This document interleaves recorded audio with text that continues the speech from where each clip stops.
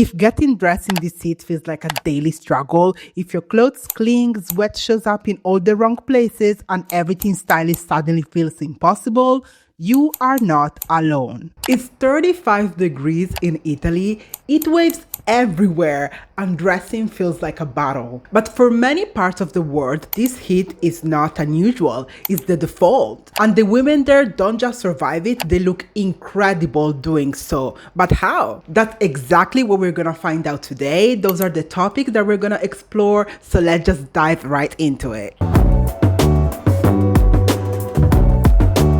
Western fashion isn't exactly designed for extreme heat. It's mostly about chasing trends, which means that sometimes we'd end up wearing synthetic fabric that traps in the sweat, or layering in ways that don't actually make sense for the hot weather, like putting on jackets or wearing tight clothes. It's interesting when you think about it because we try to look good despite the heat. What if we stop fighting the heat and start learning to dress with it? What if our clothes could actually help us stay cool and fresh when the temperature continues to rise? People around the world has mastered dressing for the heat, giving us on a platter some smart lessons that we all can learn from.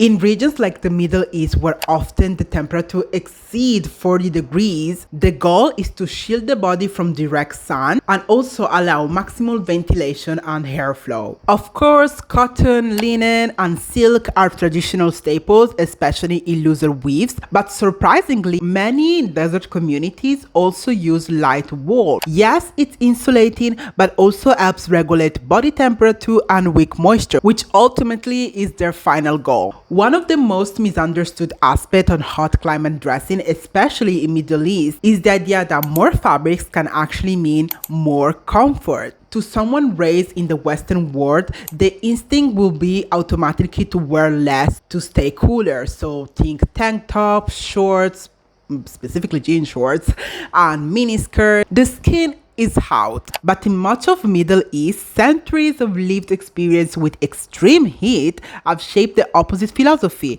Coverage is protection. So this isn't about modesty alone, it's literally thermodynamic logic turned into fashion. Because when direct sun hits the body directly, sweat evaporates quickly and then the body can easily overheat, which can lead to faster dehydration. We don't want that. Long, loose clothing shields the body from the direct heat, creating a thin layer of cooler air between the fabric and the skin. And it's almost like building your own shade.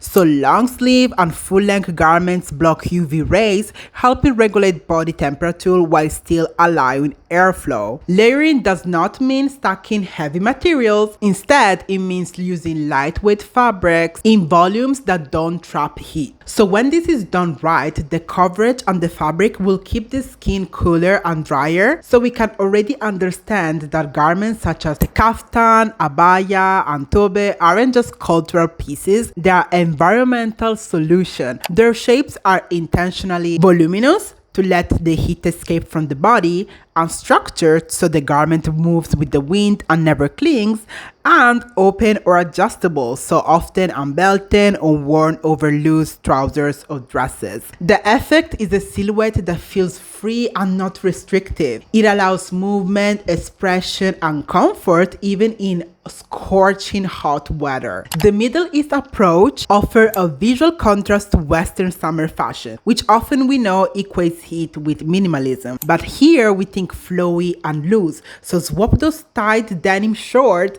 for wide leg linen pants or throw on an oversized shirt. It's all about protecting your skin from the sun without feeling like you're trapped in a sauna. Switching from how can I expose myself to cool down to how can I protect myself intelligently and creatively. The answer here lies in coverage.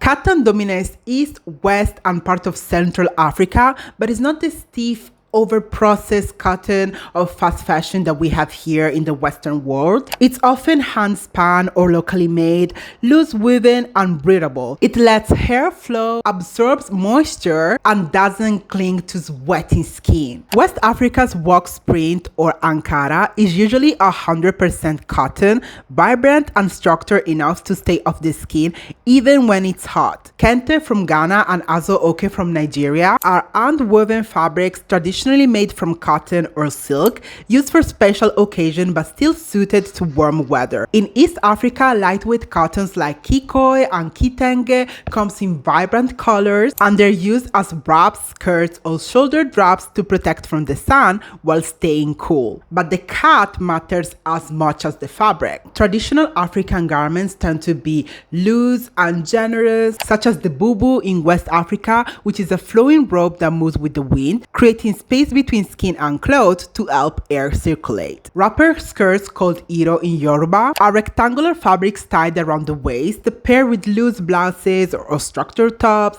letting legs breathe and move easily. We also have North Africa jalabas and kaftans, which are long and layered but made from light fabrics, so their loose construction shields the skin from the sun but lets heat escape through open seams or wide sleeves. Clearly here the goal is not stripping down but allowing airflow and freedom of movement. Colors are bright and bold, reflecting sunlight instead of absorbing it. Also, patterns are geometric, symmetrical, and often with meaning, from social messages to proverbs. Patterns and hair tones help hide the sweat stains that obviously you will have in such hot weather. So in this way, the patterns aren't only beautiful but also practical. And this reminds me something that Ash Callaghan said in one of her videos. She also mentioned how patterns can help hide sweat stain if you're a sweaty person just like me. And it's so interesting seeing how this little hack is already been adopted in African countries for centuries. I also wanted to mention jewelry because we all know that Africa and the African culture is known for bold jewelry, and it's interesting to see how also this aspect has a practical meaning. Instead of delicate chains that stick to the sweaty skin, you will find wide cuffs, stacked bangles, and large earrings made from heat-friendly material like brass, leather, bone, and wood. These pieces sit where the body can breathe, adding style without trapping heat. Heat isn't a reason to dress down or disappear. Instead, we should wear vibrant clothes, coordinated headpieces, stand-weight jewelry, not for luxury but as everyday expression. So you should go for breathable cotton and linen in bright colors or fun prints, not to mimic traditional pattern exactly, but to bring that confidence and practicality into your everyday look. And the bonus point, remember, patterns help hide sweat stain, so it's a win-win.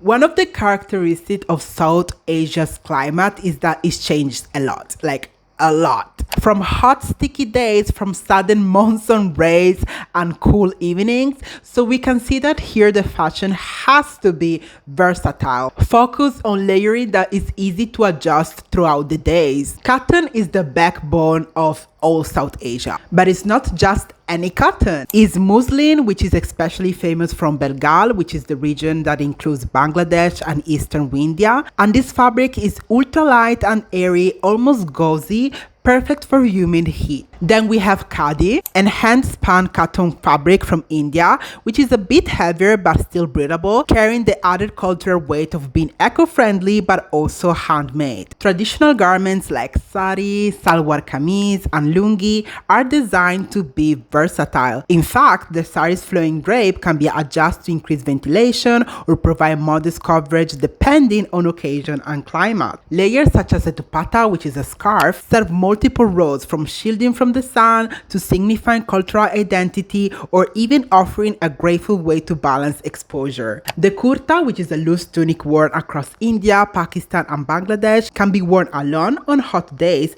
but also layered over sleeves, tops, or leggings for more coverage for the cooler evenings. This system of layering is all about quick adjustment, which reflects the quick changes of the climate of South Asia. Add the piece when it gets cooler or to shield from the sun, and remove it when when the weather gets too hot, all while keeping the look cohesive and elegant. From South Asia, layers smart but not heavy. Lightweight tunics, scarves, or loose pants you can throw on or take off depending on the heat, so no need to copy cultural outfits, please. Just take the idea of flexible dressing and make it your own. Also, the ability of mix and match layers also means clothes can be restyled daily for different settings, so from casual to formal without needing a completely new outfit.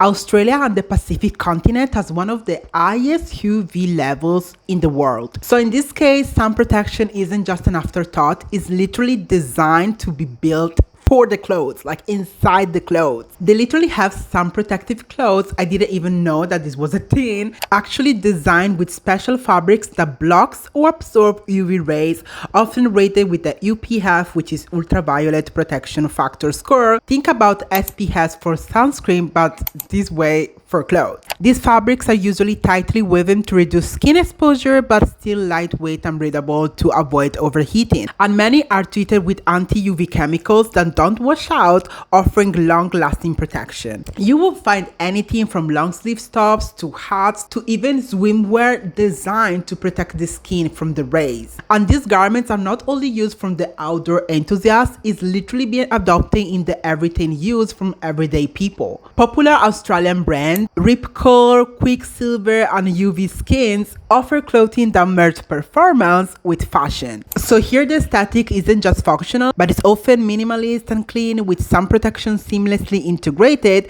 so you don't have to compromise style for safety. So look for clothes that are labeled with a UPF for 30 plus or 50 plus. Many sports brands already have UPF clothing in their collection, including Patagonia, Columbia, Uniqlo. So these are places where globally, no matter where you are, you can find UPF protecting clothes. And this isn't just for beach or for hiking. It's actually pretty smart to include some protective garments into your wardrobe, especially if you spend a lot of time commuting or even in urban outdoor places. Heat doesn't mean that we have to shrink, suffer, and lose our style. Other countries and cultures have already given us plenty of inspiration. We just have to listen. So use these ideas as inspiration, not a style rule book. Mix and match what feels right for you and your climate and your lifestyle. And remember, it's all about staying cool and comfy and confident on your own way.